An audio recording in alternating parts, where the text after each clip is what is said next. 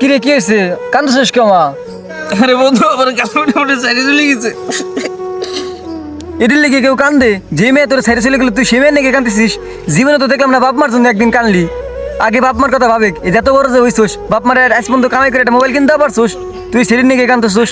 ওই সেরির নাকি তুই কিসের জন্য কানবি? তুই তোর বাপ মার নাকি পারলি কান দেখ, যে সেরি নাকি তো 2 দিন পরে কোনো খোঁজ খবর নিবো না, আজকে সম্পর্ক আছে তো কালকে নাই, সেরি মানুষের নাকি কেউ কান্দে?